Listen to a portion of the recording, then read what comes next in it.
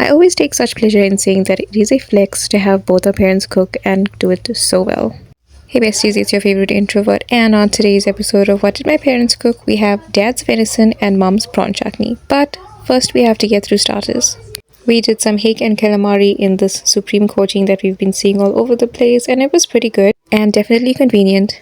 Now for the number one asked question, this is the turmeric that we use. Mom just prefers this brand. Everyone always seems so impressed with the color, and this is why.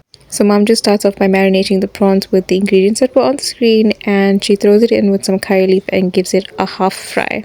At this point, she doesn't fully cook them because you don't want them overcooked once you put them into the chutney. And next she adds in some onions, garlic, and some chili just to cook off before adding some turmeric and masala for the chutney.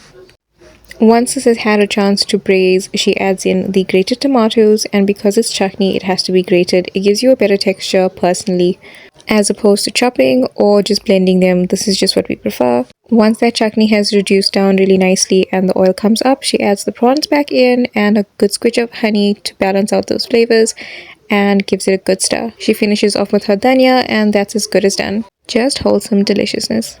Next, dad starts with his venison, and this is probably one of my favorite things that he cooks. First, he adds his onions, chilies, and all his speed traps and lets that cook down before adding his turmeric masala and his tomatoes. Once that has cooked down, he adds in the meat and just gives it a good stir and closes the lid. It is literally that simple. I feel like venison is super underrated, and you can basically just cook it as you would a mutton curry, and it turns out about as soft as lamb would. So definitely on my list of favorites. Between my mom and my dad, there's a long list of favorites, and I hope you guys enjoyed this episode. Don't forget to follow us for more wholesome cooking.